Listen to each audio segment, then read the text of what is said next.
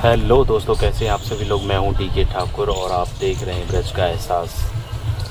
ब्रज का एहसास के दूसरे एपिसोड में आपका स्वागत है। और आज हम वृंदावन के एक प्राचीन मंदिर में जाने वाले हैं जिसका नाम है मीराबाई जी का मंदिर। काफ़ी पुराना मंदिर है, ऐसा ब्रजवासी बताते हैं कि मीराबाई जी यहाँ पे 15 साल रहे थे। तो चलिए आगे की जानकारी मंदिर चलकर बताते हैं आपको, और वहाँ के जो महंत जी उनसे बात करेंगे। और जो हमारे चैनल पर नए हैं वो हमारे चैनल को सब्सक्राइब कर लीजिए और बेल आइकन जरूर बता दीजिए, क्योंकि नेक्स्ट एपिसोड जैसा भी आया करेगा तो आपको नोटिफिकेशन मिल जाया करेगा। और जो भी सोशल मीडिया हमारे इंस्टाग्राम पेज ब्रज का एहसास को भी फॉलो कीजिए। तो ज़्यादा देर नहीं करते हुए चलते हैं मंदिर और आपको वहाँ पे सारी जानकारी देते हैं। ठीक है, चलिए।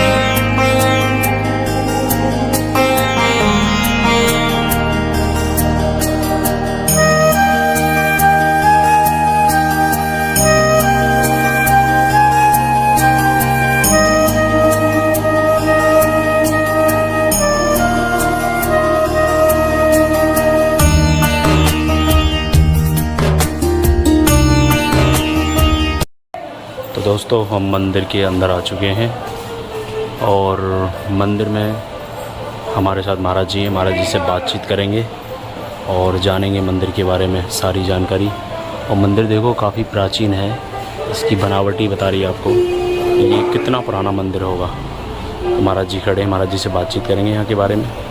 ठीक है, चलते हैं। श्रोमणि श्री मीराबाई की जय। आप भक्त समुदाय जिस स्तर पर पधारे हो, आज से लगभग 500 वर्ष पूर्व जब चित्तौड़ की राजरानी भक्त मीरा वृंदावन में पधारी थी, तब इसी प्राचीन स्थल पर मीरा जी ने 15 वर्ष तक श्री गिरधर गोपाल की उपासना की थी। ये आप इस आंगन को देख रहे हैं, हमारे पूर्वज ही मीरा जी को लेकर के आए थे और उन्होंने ये मीरा जी के लिए मंदिर स्थापित किया। आज मीरा जी के समय के आपको देख रहे हैं मंदिर के सामने फलवारी लगी हुई है। ये उसी समय की, उस समय तक बहुत अधिक फलवारी थी। और आप देखिए ये ऊपर आपको जो वृक्ष दिखाई दे रहे हैं, ये बहुत पुराने वृक्ष हैं और मीरा जी की उस यादगार को सजाए हुए हैं जो आज ब्रज की महिमा में उल्लिखित है। अब मैं आपको इस मंदिर के बारे में धीरे धीरे, ये प्राचीन फव्वारा है जो देखिए आज ग्रीष्म ऋतु है, जहाँ तक त्राही धूप बहुत तेज़ है, लेकिन फिर भी इस मंदिर के अंदर आपको देखो जल प्लावन हो रहा है, वृक्षों को भी जल का रसा पान हो रहा है। अब मैं आपको मंदिर के विषय में संपूर्ण जानकारी देते हुए आपको जय जय श्री राम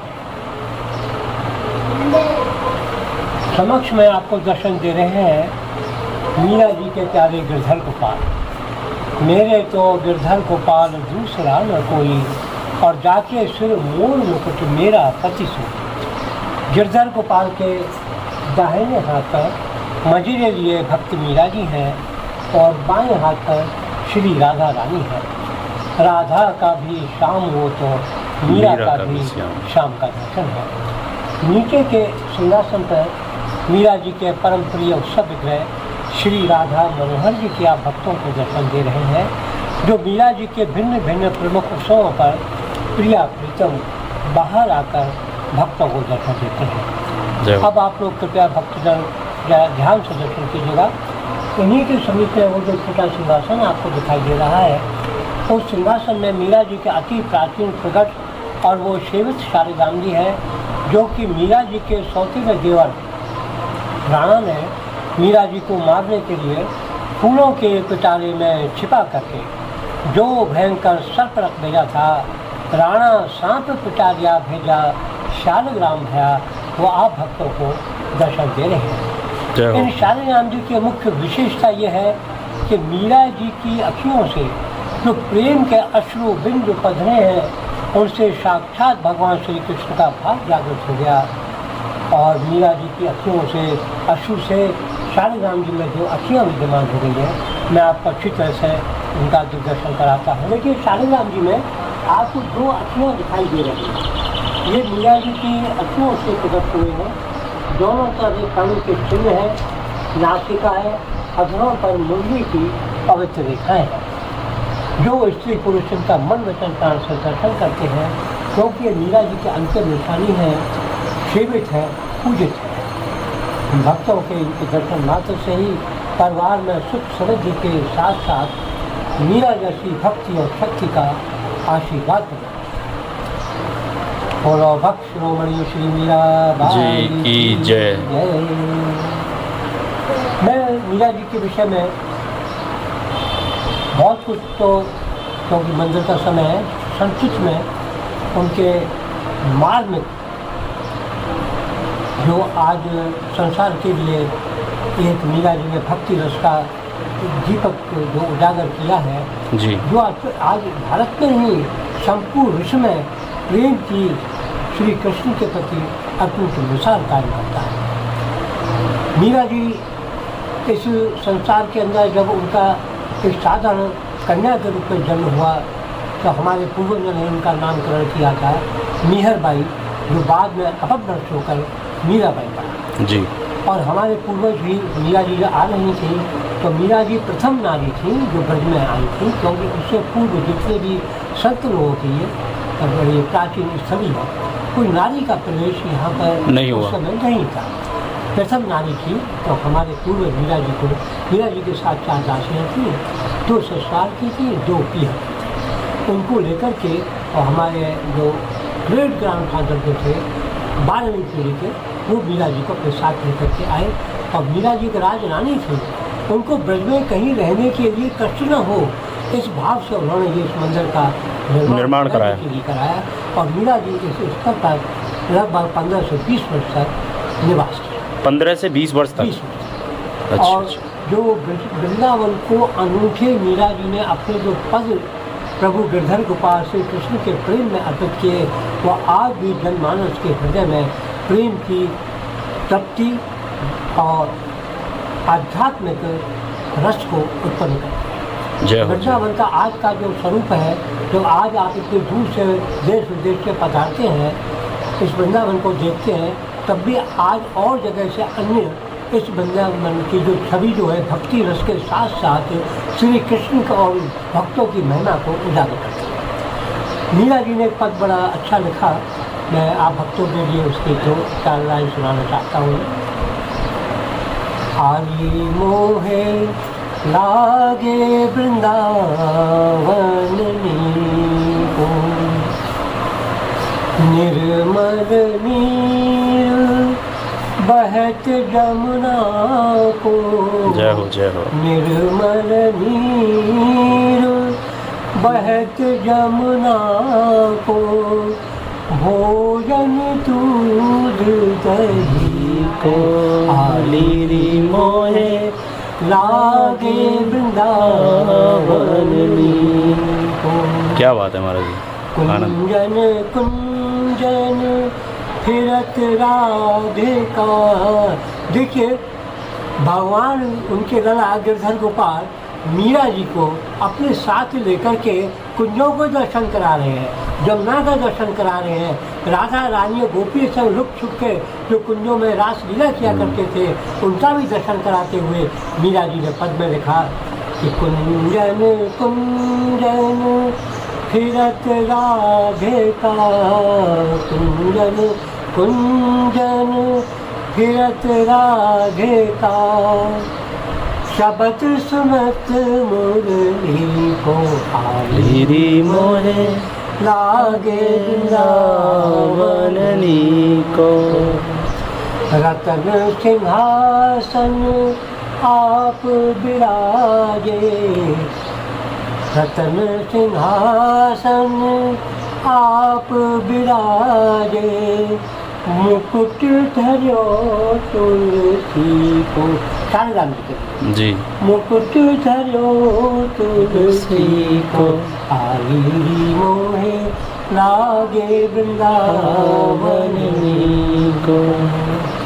इसके बाद मीरा जी ने 2 लाइन और भी बड़ी सुंदर लिखी है।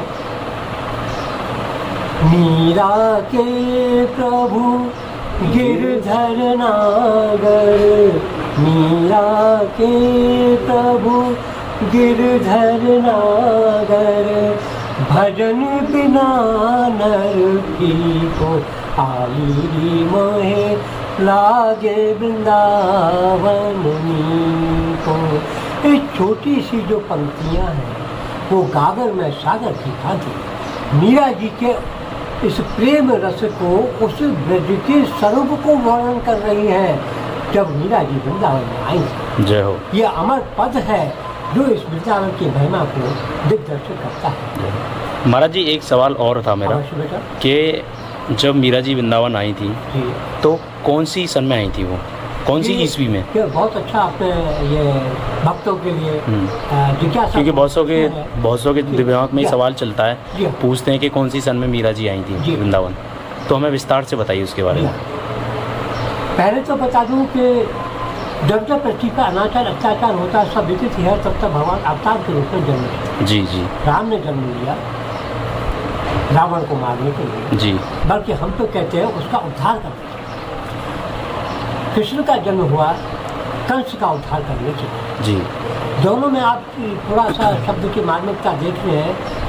रावण में भी और राम में भी रा शब्द है, कृष्ण और कंस में भी रा शब्द है, और पाप पुण्य में भी पाप, जब दोनों एक मेलजोल से लगते हैं। तो मीरा जी का युग जो था आज से लगभग 500 वर्ष पूर्व का था, जिसको हम भक्तिकालीन युग या रीतिकाल युग कहते हैं, यानी 1500 ईस्वी के आसपास। हाँ, जिसमें महाकवि जो दिग्दर्शक आज भी भारत भूमि के महान संत हैं, गोस्वामी तुलसीदास जी जी का, जी जी परम भक्त सूरदास जी का, परम प्रेम भक्त सुब्रमण्यश्वरी मीरा जी का, एवं ब्रह्म का शास्त्र सत्य स्वरूप दिखाने के लिए कबीरदास जी का जन्म। अनेक वीरों के रूप में महाराणा प्रताप, शिवाजी आदि का भी भक्तों को देश प्रेमी भक्त थे, उनका भी जन्म। तो मीरा जी का जन्म उस समय हुआ जब हर माता की गोद से ये पुकार होने लगी, प्रभु अब तू क्यों नहीं आता? अभी बहन बेटियों की इज्जत जा रही है, राजा लोग अपने मस्त में मदहोश होकर पड़े हुए हैं, प्रभु हमारी सुरक्षा करें। उस समय मीरा जी का ऐसा जन्म हुआ जिन्होंने प्रेम रस को दीप्त किया, और एक शाश्वत सत्य है जो मीरा जी ने किया। जब मीरा जी ने जो ठान लिया तो ठान लिया कि मेरे तो गंधर्व को पार दूसरा न कोई, और जाके सिर मोड़ मुकट मेरा पता। तो उनका विवाह चित्तौड़ के राजकुमार जो प्रेम भक्त से अभूतपूर्व थे उनके संग विवाह हुआ। लेकिन उनके सौतेले देवर वो और उनकी सौतेली सास और उनकी सौतेली ननद मीरा जी से ईर्ष्या करती थी, क्योंकि मीरा जी ने कुछ प्रथाओं का विरोध किया। जी। जैसे कि जब दुर्गा पूजा होती थी जी। तो वहाँ पर पशु बलि दी जाती थी। मीरा जी ने वो भी कहा, क्या माँ हम मनुष्यों की हैं, क्या इन पशुओं की नहीं है? इस पशु को नहीं मालूम है अगले ही क्षण उसके संसार होने वाला। सही बात है। उसने भोजराज से प्रार्थना की, क्योंकि वो वैष्णव थी, और भोजराज मीरा जी की भक्तिपूर्ण जो प्रसंग होते थे उनको हृदय से मानते थे, तो उन्होंने उस प्रथा को भोजराज जी ने बंद करा। उसके पश्चात ये पहला कदम था मीरा जी। जब उस ससुराल में आई तो बहू बात के रूप में हर जब बहू आती है लक्ष्मी के रूप में तो सब भोजन तैयार किया जाता है। मीरा जी ने कहा कि आप ये भोजन बनाइए। उन्होंने कहा मैं रसोई में ये भोजन नहीं बना सकती, मेरा प्रभु मेरा कृष्ण भी सलोना सांवला है, श्याम रंग में है, और हमारी दुर्गा माँ भी श्याम रंग में है, दोनों में समानता है, किंतु मैं माँ के लिए, दुर्गा माँ के लिए ऐसा भोजन कदापि नहीं है। जिससे वो सब क्रुद्ध हो गए और मीरा जी को अपने निम्न दृष्टि से देख। इसी में एक प्रसंग आता है, बड़ा मार्मिक प्रसंग है। मीरा जी को जब इतना पहले ही दिन से यातनाएँ मिलने लगी तो जब घूमने जा रही थी तो उनके पति ने कहा, हे भक्त मीरा मैं भी आपके साथ करूँगा। उन्होंने कहा नहीं मेरे प्रभु आप यहाँ राजकाज को संभालो, मैं अपनी दासियों को साथ जा। तभी रास्ते में जब वो भजन गा रही थी, जंगलों में घूमने जा रही थी, तो रैदास जी का उनके दर्शन हुआ। मीरा जी की अद्भुत जो संगीतमय वाणी को सुनकर रजा जी अत्यंत प्रसन्न हुए और मीरा जी ने इन परम प्रिय भक्त के चरणों में प्रणाम किया। तब उन्होंने कहा बेटी मीरा, हम आपकी भक्ति से अत्यंत प्रसन्न है। मैंने चित्तौड़ की बहू का दर्शन किया है, ऐसे स्थान पे किया है कि मैं इस जंगल में जब प्रभु का वास है, लेकिन बेटी मैं तुमको क्या दे सकती हूँ, क्योंकि मीरा जी ने तो उनको शासक अपना मुख दिखाया था। मुख दिखाई के रूप में संत क्या दे सकता है। बोले बेटी मीरा, मेरे पास घी और घी की अमूल्य वस्तु है, उनके पास से एक तारा इसको बजाया। उन्होंने मीरा जी को इस तारा अपने अश्रु को नेत्रों से देखते हुए, आंसू बहाते हुए मीरा जी के हाथों में समर्पण करते हुए कहा, हे भक्त मीरा, इस तारा से आपकी भक्ति में दिन दोनी रात दोगुनी प्रगति होती रही, इसको स्वीकार कर। एक छोटे से भक्त मीरा आपसे तब मीरा जी ने उस तारा को लेकर के तो पद गाया। पद था, आप सुनकर घर हो जाएंगे कि पग घुंघरू बांध मीरा नाची, लोग कहे मीरा भई रे बावरी और सास कहे कुल नाची, पग घुंघरू बांध। इस प्रकार से पहला पुठारा था सास का हुआ कि मेरे इस चित्तौड़ के घराने को तुमने अपवित्र कर दिया, एक अछूत के हाथों का इशारे क्यों नहीं कर। तब से मीरा जी को और भी कष्ट होने लगे। इस पर जैसा आपने प्रश्न किया, मीरा जी का ऐसे स्वरूप हुआ, तब मीरा जी ने गोस्वामी तुलसीदास जी को पद लिखकर पूछा, जब उनके पति भी गुजर गए, कि मुझे भक्ति में बाधा पहुँच रही है, मैं क्या करूँ। तब तुलसीदास जी ने विनय कथता का पद लिखा। उसमें लिखा है कि जाके प्रियन राम वैदे ही और तजे ही ताहे कोटि यद्यप परम सने ही पिता तजो प्रहलाद भरत तुम जाए। अनेक उदाहरण दिए। इस उदाहरण के अंतर्गत मीरा जी वृंदावन में आई, जो आपकी लिंक से कथा यहाँ इस मंदिर तक जुड़ती चली आई। अब मैं आपको इस प्राचीन मंदिर की परिक्रमा बड़ा विशेष आपके अंतर्मन का द्वार खोलता है, भक्ति का प्रवेश अंतर्मन में कराता है। इस भाव से आपको इस प्राचीन मंदिर की परिक्रमा का दर्शन कराता है।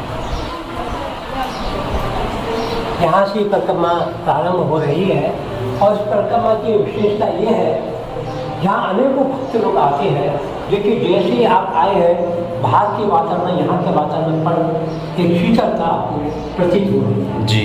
अब मैं इस परिक्रमा के मध्य स्तर पर धीरे धीरे पहुँच रहा हूँ। ये मीरा जी का परिक्रमा का, मंदिर की परिक्रमा का मध्यम है। इसके अंदर एक तरह का वाइब्रेशन है। जितने संत महानुभाव, संगीतकार, नृत्यालुना, नृत्य करने वाले अत्यंत जो प्रभु के भक्त हैं, यहाँ आकर के ठहर जाते हैं। यहाँ एक तरह का इको चैम्बर और भक्ति का एक प्रभाव उनको उत्पन्न होता है। आप देखिए, मैं मंच स्तर पर हूँ, मैं देखो दो शब्द बोलूँगा, वो शब्द की जब बाहर आऊँगा उसका उच्चारण अलग हो जाएगा, यहाँ गुंजायमान होगा। बोलो भक्त शिरोमणि श्री मीराबाई की जय, जय जय श्री राधे। आओ, जिस स्तर पर ये देखें, मीरा जी की प्राचीन भजन कुटी है। इसी स्तर पर बैठ करके मीरा जी ने लगभग 15 वर्ष तक श्री गिरधर गोपाल की उपासना की थी। मध्य का जो चित्रपट है, ये हाथ का चित्रपट है, जो सामने बना हुआ है, ये सामने दिख रहा है। इस चित्र का हाथ का चित्र बहुत प्राचीन चित्र है। कत्थई रंग का जो नीचे का पृष्ठभूमि है, जो यहाँ की जमीन है, सफ़ेद रंग में यमुना का किनारा है। यमुना हमारे बचपन में यहीं प्रतिवर्ष आ जाया करती थी, अब तो थोड़ी दूर चली गई है। इसी कत्थई रंग के पृष्ठभूमि में आपको एक छोटा सा सिंहासन दिखाई दे रहा है। वही सिंहासन, जिसमें काले काले शालिग्राम है, यही शालिग्राम मंदिर में आपको मैंने दर्शन कराया, जो भी हमें दर्शन कराए थे आपको दिखाया। यहाँ की एक कथा है, ये जब मीरा जी यहाँ वृंदावन में आई, जीव गोस्वामी नाम के परम उच्च कोटि के संत थे जी। तो जब मीरा जी सभी संतों का दर्शन करते हुए गई तो उनका द्वार बंद था। शिष्यों ने कहा कि मीरा अद्भुत नृत्य करती हुई प्रेम भाव से गिरधर गोपाल का पद गा रही थी। बसो मोरे नैनन में नंदलाल, मोहनी मूर्ति सांवरी सूरत, नैना बने विशाल पद गाती। मीरा जी जैसे ही उनके द्वार तक पहुंची तो उनके शिष्य जो इस भाव से खड़े रहते थे, कोई भी नर नारी उनके आश्रम के द्वार से न पहुंचे, क्योंकि वो किसी स्त्री की दर्शन नहीं करते थे। उन्होंने अंदर से गुरुदेव ने कहा, भक्त शिष्यों, कि किस नारी का स्वर मुझे भक्ति में बाधा पहुंच रहा है। शिष्यों की तंद्रा जारी। उन्होंने कहा, हे भक्त नारी मीरा, हमारे गुरुदेव किसी स्त्री का दर्शन नहीं करते जी। तब मीरा जी का यही तो जानने के लिए मैं यहाँ पर आई हूँ, किस कारण से आपके गुरुदेव स्त्री का दर्शन नहीं करते जी। तब उन्होंने कहा कि इसका उत्तर तो शायद गुरुदेव ही दे सके। जी।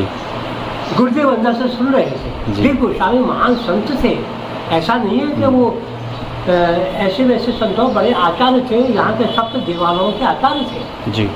उन्होंने अंदर से प्रश्न का उत्तर दिया, स्त्री मोह माया का जाल है और प्रभु की भक्ति में बाधा है जी। तब मीरा जी ने उनसे दो शब्द कहे, वो मैं आपको बताता हूँ।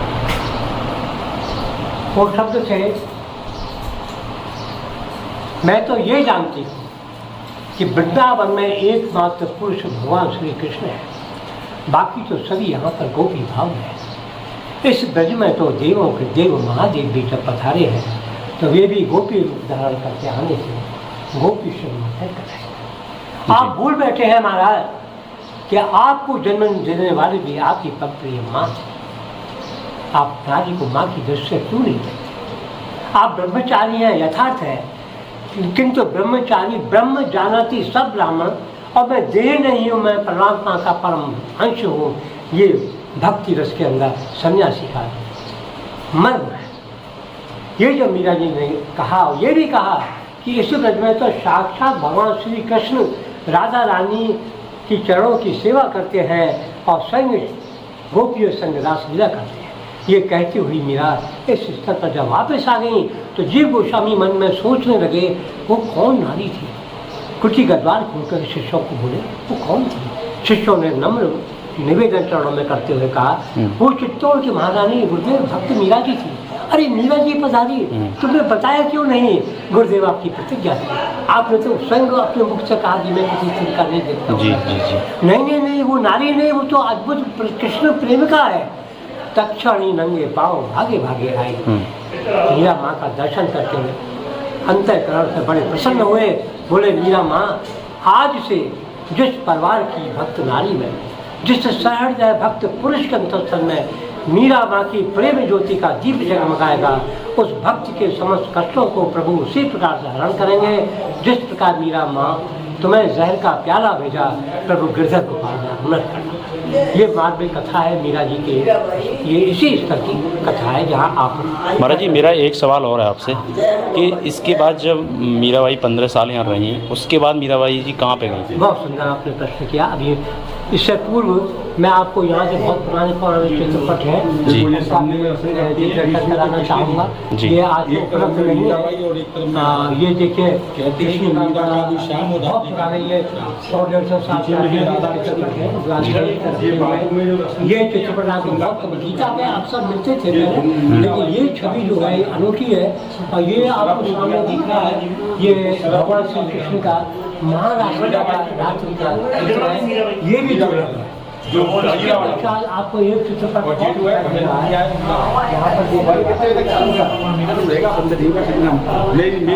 होली का चित्रपट है। सामने का चित्र है, ये होली का है, जिसमें आपके कृष्ण की सखियाँ जो है इस भगवान श्री कृष्ण से होली खेल रही है। ये बहुत पुराने आपको चित्र इस पर। ये तो बड़ा ही अद्भुत है कि देखिए, तो काफी मीरा के संग बहुत पुराना ये चित्र, देखो फट गया है, फिर भी देखिए इसमें जो नेचुरलिटी है, जो प्राकृतिक भावना है, वो दर्शन हो रही है। अब मैं आपको जो आपने प्रश्न किया उसके बारे में बताना चाहूँगा।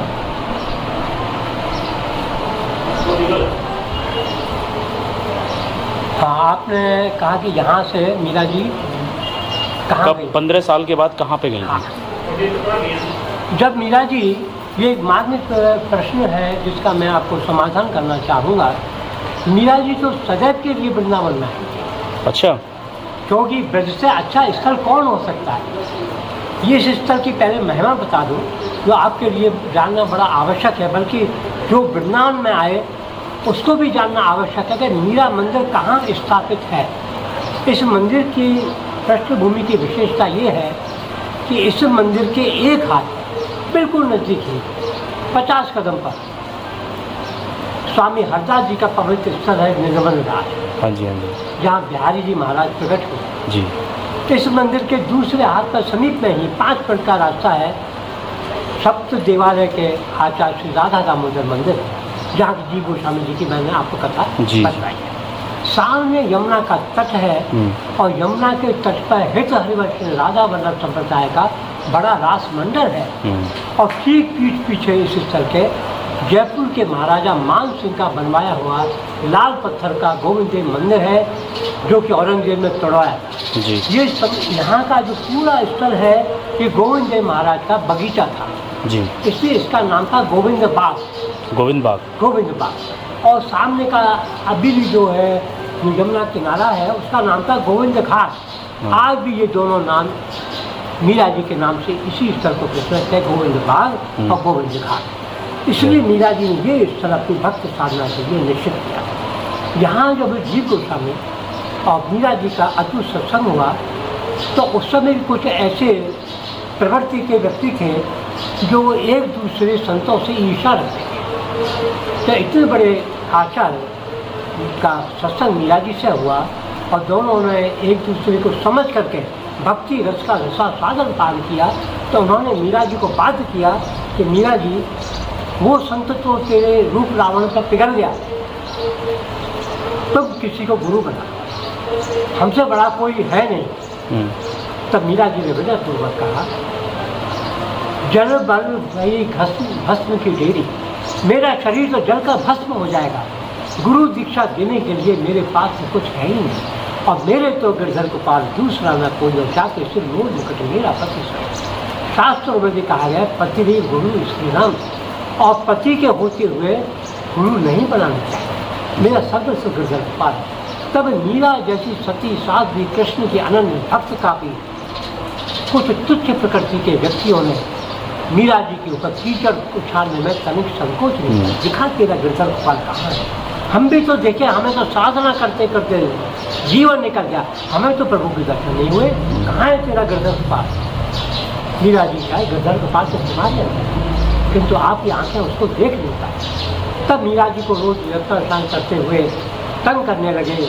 तब मीरा जी ने एक पद की रचना करी, वो बहुत ही मार्मिक पद है जो आपको बता रहा हूँ, अन्य किसी को नहीं मालूम है, क्योंकि विषय आप आए हैं, बड़ी हृदय है, हृदय हमसे भाषा उगलवाता, हमारे पास कुछ नहीं है, प्रेम है। ये तो भाव है, प्रेम की भाषा है, बात है जितना आप बता सकते। आप भाव की बात है।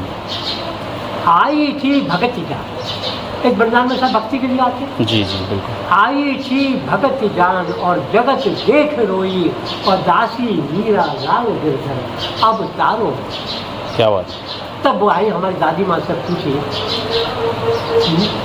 दादी माँ उस समय जो मीरा इस समय में आई थी जी, बहुत बुजुर्ग थी, वो हमारे पूर्वज भी बुजुर्ग थे, कि भगवान श्री कृष्ण ब्रज को छोड़कर द्वारका क्यों गए।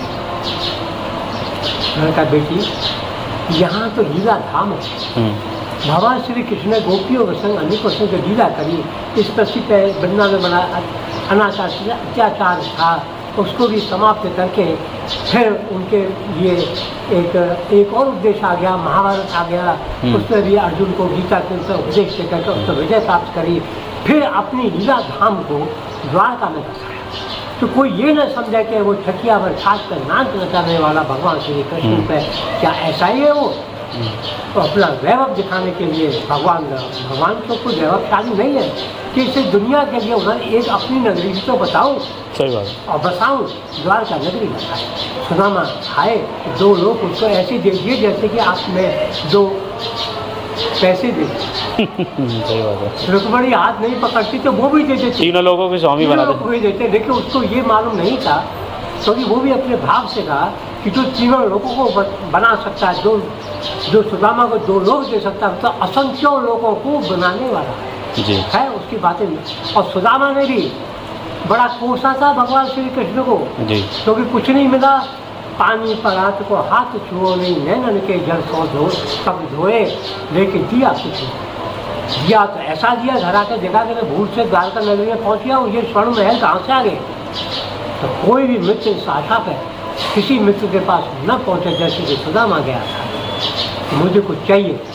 इसीलिए वो कोस रहे थे कि कन्हैया ने मेरे बचपन का वैर आज निभा दिया, मुझसे अच्छा बदला। इसी भाव से उस नगरी को देखने के लिए मीरा जी गई। जाते भर अपने प्रिय शालग्राम इस मंदिर में स्थापित कर गई, जो आज भक्तों ने दर्शन किए। और वहाँ पर 6 महीने में ही भगवान श्री कृष्ण में सशरीर समा। तो मतलब वृंदावन से द्वारका चली गई।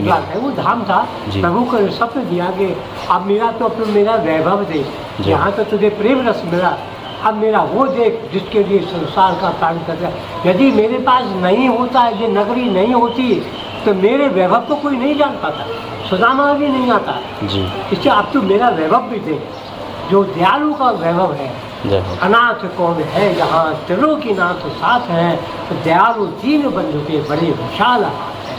वो हजारों लाखों विशाल हाथ हैं जो आपके भी हाथ में, जो आप ये मोबाइल थामे हुए हैं, आप ये खड़े हुए हैं, ये भी उसी की कृपा है कि आप मीरा बंधु में पता। तो ये एक छोटी सी भाव की। अच्छा महाराज जी, एक मेरा लास्ट क्वेश्चन है आपसे कि मीरा जी जब लास्ट समय में एक कृष्ण भगवान की आकृति में समा गई थी, तो वो स्थान कहाँ पर है? वो द्वारका में, जो एक पुरानी द्वारका थी वो तो समुद्र में समा गई जी। ये द्वारका बाद में बनी है, उसमें रणछोड़ लाल का एक मंदिर है। रणछोड़, हाँ जी, ठाकुर जी बोलते हुए ऐसे ही बोलते हैं। उस मंदिर में भगवान श्री कृष्ण, समुद्र है, चारों तरफ समुद्र है, उसके बीच में उनकी पहाड़ी पर मीरा जी का और गिरधर गोपाल का, रणछोड़ लाल जी का मंदिर। अच्छा। तो जब वहाँ राजस्थान में अकाल पड़ गया तो उनको भक्त लोग, ब्राह्मण लोग आए कि मीरा चलो, राणा ने बुलाया है। मीरा ने कहा मैं तो अब सीधे वृंदावन जाऊँ। अरे हम तो आपको लेने आएंगे जी, बिना आपको लिए नहीं जाएंगे जी। मीरा जी ने कहा मेरे प्रभु से प्रार्थना करिए, अकाल दूर हो गया, लेकिन उनको विश्वास नहीं हुआ, वो तो नारी है, हम बिना खाली हाथ पहुँचे, खाली हाथ पहुँचेंगे, राणा हमको मृत्यु दंड न दे बैठे। इससे वो आग्रह करने लगे कि हम अन्न जल छोड़ देंगे, आपको ब्रह्म हत्या का पाप लगेगा। तब मीरा जी ने भगवान श्री कृष्ण के आगे एक पद गाया, बड़ा अंतिम पद है, मार्ग पद है, ग्वालड़ा थे काई जानो पीर पद। आपके समय है तो उसको बता दें तो ये दुर्लभ है, अछूता है। ये हृदय का मार्मिक तत्व को प्रदर्शन करता है भगवान के विषय में। थोड़ा राजस्थानी है, मैं हिंदी करके उसको बता देता, आप भी समझ जाओगे। ग्वालड़ा थे काई जानो पीर पधाई, चोर चोर दध माखन खायो और ब्रज की नाग सताई। हाथ लकुट और कांधे कमलिया, बन बन धेनु चढ़ाई। हाथ लकुट और कांधे कमलिया, बन बन धेनु चढ़ाई। बन बन धेनु का मतलब गाय चराई बन बन जाती। वो यहाँ जंगल था, आज भी इस वृंदावन का नाम वन है जी, वृंदावन, तुलसी का वन। तो बन बन धेनु चराई। और मीरा के प्रभु गिरधर नागर, बिछुड़त लाज न आई। जय हो, जय हो। हाथ लकुट और कांधे कमलिया, बन बन धेनु चराई।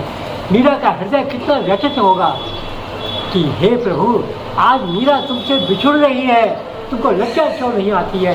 हे कितना कठोर, मैंने तो सुना था आपका हृदय तो जल से भी ज़्यादा नरम है, आज क्यों नहीं प्रभु मेरी पुकार सुनता है? जब मीरा जी की नैनों से अश्रुधारा फूट पड़ रही थी, मेरे गिरधर गोपाल रणछोड़ लाल कैसे दीदी की विरह वेदना को सहते, उनके भी आँखों से नैन आंसू झरने बोले, मीरा आओ, आओ मीरा, मीरा आओ, मैं कब से तुम्हारा इंतज़ार कर रहा था, मैं तुम्हारा हूँ, तुम मेरी हो मीरा, आओ आओ और मेरे अंतर में समा।